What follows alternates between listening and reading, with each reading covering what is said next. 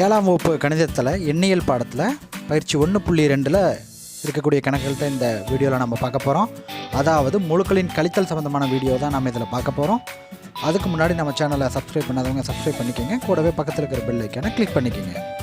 ஏற்கனவே முழுக்களின் கூட்டல் சம்மந்தமான ஒரு வீடியோ போட்டிருக்கிறோம். அந்த வீடியோவுடைய லிங்க்கை டிஸ்கிரிப்ஷனில் கொடுத்துருக்கோம். அதை பார்த்துட்டு இதை பார்த்தீங்கன்னா உங்களுக்கு ஈஸியாக இருக்கும்.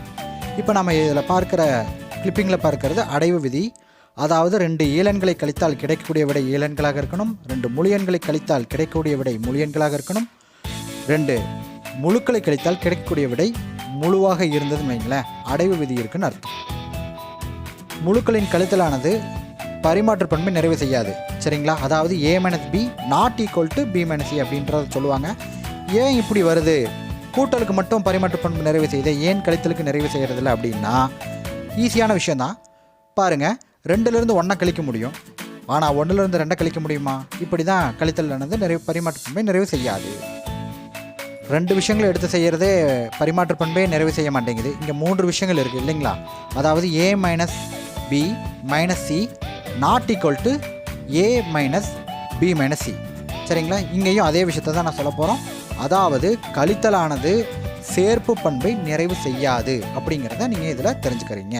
ஓகேங்களா? கழித்தலானது சமணிப்பண்பை நிறைவு செய்யாது. இதை தான் நீங்கள் படத்தில் பார்க்குறீங்க. எப்படின்னு பார்த்தீங்க அப்படின்னா, ஒரு 5லேருந்து 0 கழிச்சா நம்மளுக்கு கிடைக்கிறது 5. இதுவே 0லேருந்து 5 கழிச்சோன்னு வைங்களேன், நம்மளுக்கு கிடைப்பது -5 தான் கிடைக்கும். அதனால தான் சொல்கிறோம் கழித்தலானது சமணிப்பண்பை நிறைவு செய்யாது. அதே மாதிரியே கழித்தலுக்கு இந்த படத்தில் பார்க்குறீங்க இல்லையா, இந்த விஷயத்தில் பார்க்குற மாதிரி எதிர்மறை பண்பை கூட கழித்தலானது நிறைவு செய்யாது. சரிங்களா? ஓகேங்களா? அடுத்தது நம்ம பார்க்க போகிறது கழித்தல் விதிகள். கழித்தல் விதிகள் மொத்தம் 4 இருக்குது. ஐயோ 4 இருக்கா அப்படின்னு யோசிக்க தேவையில்லை. இதில் 2வது 3வது 4வது வந்து நீங்கள் ஏற்கனவே கூட்டல் விதிகளில் படித்தது தான். அப்போ முதல்ல இருக்கிற விதி மட்டும்தான் புதுசு. என்ன விதின்னு பார்த்தீங்கன்னா, 2வது எண்ணினுடைய குறியை மாற்றணும். கழித்தல் கணக்குனாலே 2வது எண்ணின் குறியை மாற்றிட்டு கூட்டல் கணக்கில் இருக்கிற மெத்தட்லேயே அப்படியே போட்டு வரணும். ஒரே இனமாக இருந்தால் கூட்டணும், வேறு இனமாக இருந்தால் கழிக்கணும், பெரிய எண்ணின் குறியை இட வேண்டும். இவ்வளோதான் விஷயம். எண்கோட்டை பயன்படுத்தி தீர்க்க -3 -4 அப்படிங்கிற கணக்கை தான் இப்போ நம்ம பார்க்க போகிறோம். எப்பவுமே முதல்ல இருக்கிற நம்பருக்கு அப்படியே ஜம்ப் பண்ணிக்கலாம். அதாவது இப்போ -3 இருக்கு இல்லையா, அந்த -3க்கு நேராக ஜம்ப் பண்ணிக்கலாம். இப்போ இந்த கேர்ள் பாருங்கள், -3க்கு நேராக ஜம்ப் பண்ணுறாங்க. அடுத்தது என்ன இருக்குது? -4. இப்போ நம்ம ரைட் ஹேண்ட் சைடு திரும்பணும். திரும்பி 4 தடவை ஜம்பிங் பண்ணணும். -4 என்பது ஜம்பிங்கை குறிக்கும். 4 ஜம்ப் பண்ண போகுது. இப்போ பாருங்கள், 2 ஜம்ப்ஸ், 3 ஜம்ப்ஸ், 4 ஜம்ப்ஸ். இப்போ கிடைக்கிற நம்பர் +1. ஓகேங்களா? 7th எண்ணியல் பாடத்தில் பயிற்சி 1.2 கோடிட்டு இடங்களை நிரப்புக தான் பார்க்க போகிறோம். இதில் பார்த்தோம் அப்படின்னா, ஃபஸ்ட்டு இப்படி ஒரு டேஷ் இருக்குன்னா நம்ம அந்த இடத்துல எக்ஸ்ன்னு வழக்கமாக வச்சுக்கோம் இல்லையா? ரைட். இப்போ இங்கிலீஷ் எழுத்து இங்கேயே இருக்கட்டும், அந்த -88 இருக்கட்டும். இந்த -44 அந்த பக்கம் போகும்போது என்ன ஆகுது அப்படின்னா +44 மாறும் இல்லையா? -44 அந்த சைடு போனால் +44 மாறிடுச்சு. இப்போ ரெண்டும் வேறு வேறு சிம்பிளாக இருக்கிறங்காட்டி வேறினம்னு சொல்லுவோம். வேறினமாக இருந்தால் கழிப்போம். கழிச்சா என்ன வரும் அப்படின்னு பார்த்தீங்கன்னா, 8ல் 4 போச்சுன்னா 4, 8ல் 4 போச்சுன்னா 4, 44 வரும் இல்லையா? அடுத்தது பெரிய நம்பர் குறின்னு பார்க்கும்போது மைனஸ் தான் நம்ம போடுவோம். Okay, right. இப்போது இந்த டேஷ்லேயே வழக்கமாக நான் எக்ஸ்ன்றதை போட்டுக்கிறேன். இந்த எக்ஸு அதாவது மாறி இங்கேயே இருக்கட்டும். இந்த -75 இப்போ இந்த சைடு போகுது. இங்கே -45 அப்படியே நம்ம எழுதிட்டோம்னா, இந்த -75 இப்போ அங்கே சைடு போகும்போது என்ன ஆகுனா +75 மாறும் இல்லைங்களா? ரைட். அப்போ என்ன பண்ணலாம் அப்படின்னா, -45 இங்கே +75 ரெண்டும் வேறினமாக இருக்குது. வேறினம்னா நம்ம கழிக்கணும். கழிக்கும்போது பாருங்கள், இதை மேலே வச்சுட்டு இந்த நம்பரை கீழே வச்சுட்டு கழிச்சோம்னா ஈஸியாக இருக்கும். ஏற்கனவே இது மாதிரி நம்ம கணக்கு பார்த்துருக்கோம். 5 2 போச்சுன்னா 0, 7 4 போச்சுன்னா 3. பெரிய நம்பர் சிம்பிள் ப்ளஸ். சரிங்களா? அப்போ +30 அப்படிங்கிறத இந்த இடத்துல வரணும். அப்போது ஆன்சர் எடுத்து எழுதணும்னா 30 - 75 சமம் -45. இந்த 30 தான் ஆன்சர். வழக்கம் போல் இந்த டேஷில் இருக்கிறத வந்து நான் எக்ஸ்ன்னு வச்சுக்கிறேன். இப்போ என்னாகும் அப்படின்னு பார்த்தீங்கன்னா, இந்த கணக்கில் மைனஸும் ப்ளஸ்ஸையும் பெருக்கும்போது மல்டிபிள் பண்ணும்போது என்னாகும் அப்படின்னா மைனஸ் கிடைக்கும். இல்லை அது எங்களுக்கு புரியலை அப்படின்னு நினச்சிங்கன்னா, மைனஸ் என்பது ப்ராக்கெட்டோடு சேரும்போது குறிமாற்றக்கூடிய ஒரு தன்மை உடையது அப்படின்னு வச்சுக்கலாம். இப்போ என்ன ஆகும்னா +50க்கு பதிலாக இது -50 மாறிடும் இல்லையா? அப்போ -80 இங்கே இருக்கட்டும். இப்போது எக்ஸ் இங்கே இருக்கட்டும், -80 இருக்கட்டும். இந்த -50 வந்து அந்த சைடு தள்ளும்போது என்ன ஆகும்னா +50 மாறும். ஓகேங்களா? அப்போ என்ன ஆகும் அப்படின்னு சொல்லி பார்த்தீங்கன்னா -80 + 50. இப்போ ரெண்டும் வேறு இனமாக இருக்குங்காட்டி நம்ம என்ன பண்ணோம்னா வேறு இனம்னா கழிப்போம். கழிச்சோம்னா என்ன கிடைக்கும்? 30 கிடைக்கும். 80ல் 50 போச்சுன்னா 30. பெரிய நம்பர் குறி போடும்போது மைனஸ் கிடைக்கும். ஓகேங்களா? அடுத்தது நம்ம பார்க்க போகிறது சரியா தவறா. இதை பொறுத்த வரைக்கும் பார்த்தீங்க அப்படின்னா இந்த கணக்கை செஞ்சு பார்த்து செய்யணும். -675 அப்படியே வச்சுக்கலாம். இந்த மைனஸுக்கு பக்கத்தில் ப்ராக்கெட் இருக்கிறதுனால இது வந்து குறிமாற்றக்கூடிய தன்மை உடையது நம்மளுக்கு தெரியும். அப்போ குறியை மாற்றி விட்டுரும் இல்லையா? அப்போ என்ன ஆகும் அப்படின்னு பார்த்தீங்கன்னா +400ஆக தன்னுடைய ஒர்க்கை முடிச்சிருச்சு. இப்போ பார்த்தீங்க அப்படின்னா 5. இப்போ ரெண்டும் வேறு இனமாக இருக்காட்டி கழிக்கணும். 5 7 6ல் 4 போச்சு அப்படின்னா 2 வரும். பெரிய நம்பர் சிம்பிள் -275 அப்படிங்கிறத விடையாக வருது. பட் இவங்க கொடுத்துருக்கிறது -1075. ஸோ இந்த ஸ்டேட்மெண்ட் வந்து தவறானது. சரிங்களா? அடுத்தது இப்போது 15 -18க்கு 15 + 18 சமமானதுன்னு சொல்லுவாங்க. இப்போது இந்த ஸ்டேட்மெண்ட் எப்படின்னு பார்க்கலாம். ஏற்கனவே சொன்ன மாதிரி தான் மைனஸ்க்கு பக்கத்தில் ப்ராக்கெட் இருக்கு இல்லையா? அப்போது அது என்ன பண்ணோம்? குறிமாற்றக்கூடிய தன்மை உடையதுன்னு தெரியும் நம்மளுக்கு. அப்போ 15 குறிமாற்றிட்டு அப்படின்னு பார்த்தீங்கன்னா +18 மாறிடும் இல்லையா? அப்போ என்ன ஆகுது அப்படின்னு சொல்லி பார்த்தீங்கன்னா 15 + 18 என்பது சமமானது. ஓகேங்களா? ரைட். அடுத்தது இங்கே பாருங்கள் -45 இப்படி இருக்குது. இதை நான் செய்யும்போது என்ன ஆகுதுன்னு பார்த்தீங்கன்னா -45 இங்கே என்ன ஆகும் அப்படின்னா +8 ஆயிரும். மைனஸ் இருந்தால் -× -+ன்னு நம்மளுக்கு தெரியும் இல்லையா? இங்கே என்ன ஆகுனா -8 +45ன்னு வந்திருக்கு இல்லையா? இங்கே பார்த்தீங்கன்னா -45, இங்கே பார்த்தா +45, இங்கே +8, இங்கே -8. அப்போது நம்பர் ஒரே மாதிரி இருந்தாலும் சிம்பிள் பூரா மாறி இருக்குது. ஸோ கண்டிப்பாக இது வந்து சரியாக இருக்கிறதுக்கு வாய்ப்பே இல்லை. ஸோ இந்த ஸ்டேட்மெண்ட்டும் தவறானது. அடுத்த கணக்கு பாருங்கள். எண் கோட்டை பயன்படுத்தி தீர்க்க அப்படின்னு இருக்குது. இதில் முதல் கணக்கு வந்து நம்ம ஏற்கனவே அனிமேஷனில் போட்டிருக்கிறோம். அதனால் இந்த கணக்கை வந்து இப்படி நான் செய்ய போகிறேன். எப்படி செய்கிறேன்னு பாருங்கள்.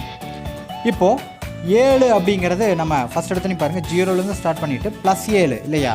அதனால் நம்ம +7 அப்படிங்கிற ஒரு பகுதிக்கு நம்ம போயிடுவோம். ரைட். அடுத்தது இங்கே நம்ம ஏற்கனவே நம்ம இந்த இடத்துல ஒரு திசையை நோக்கி இது ஜம்பிங் நம்பர்னு சொல்லுவோம். இதையும் நம்ம ஜம்பிங் நம்பர்னு சொல்லுவோம். இப்போ இது 10 தடவை ஜம்ப் பண்ண போகிறோம். எந்த டைரக்ஷனில் ஜம்ப் பண்ண போகிறோன்னு பாருங்கள். மைனஸ் பொறுத்த வரைக்கும், அதாவது கழித்தல் கணக்கை பொறுத்த வரைக்கும் இந்த பக்கம் ப்ளஸ்ஸு, இந்த பக்கம் மைனஸ்ன்னு வரும். சரிங்களா? அப்போது நான் என்ன பண்ணுறேன்னா -10 அப்படிங்கிறங்காட்டி நான் இந்த பக்கம், அதாவது வலதுபுறமாக நான் 10 ஜம்ப் பண்ண போகிறேன்.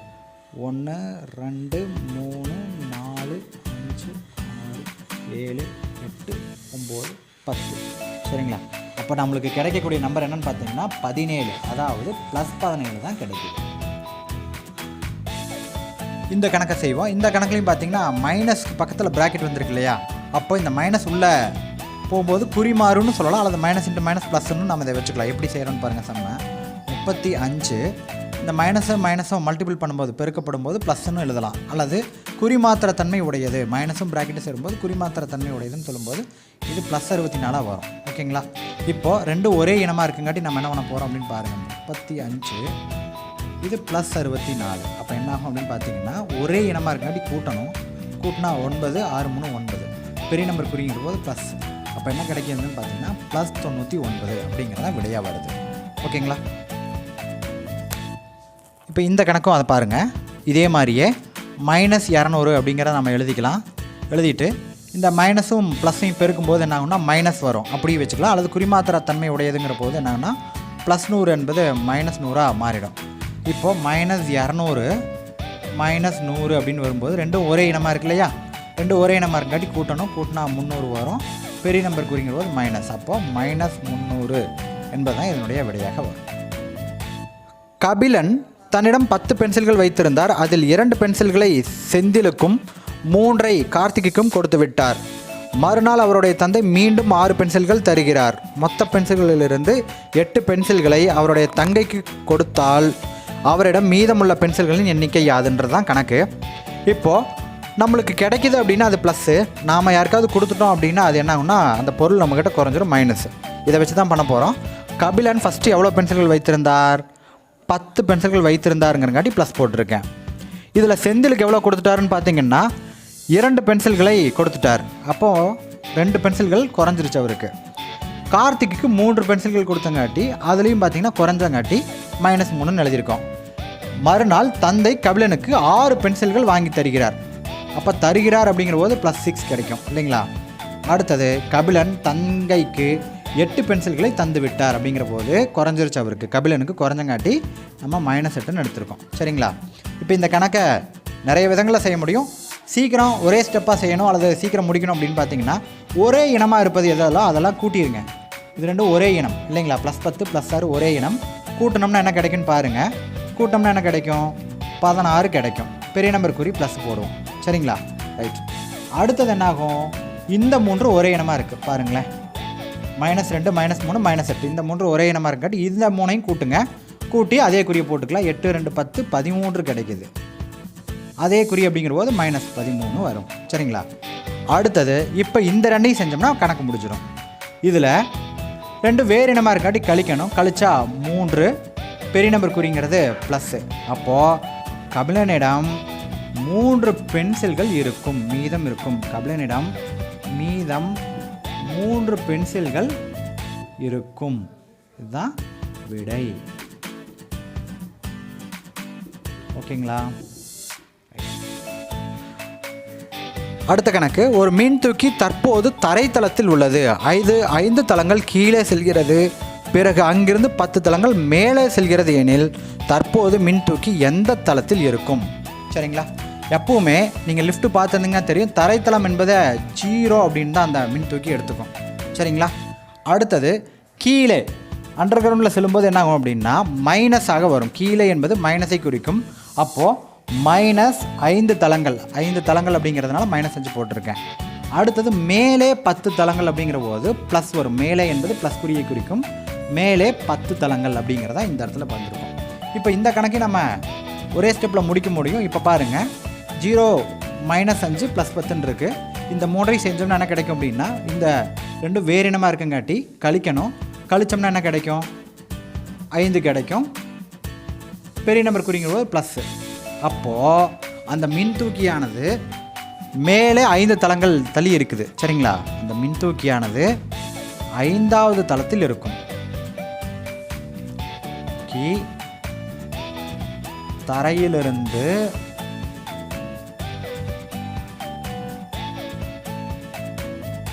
5ஆம் தளத்தில் இருக்கும்.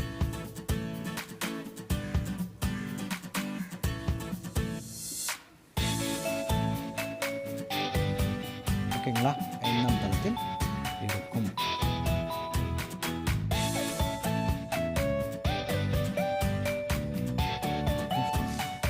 அப்பாவின் உடல் வெப்பநிலை காலையில் எந்திரிக்கும் போது இருந்த வெப்பநிலை 102 டிகிரி ஃபாரன்ஹீட். சரிங்களா.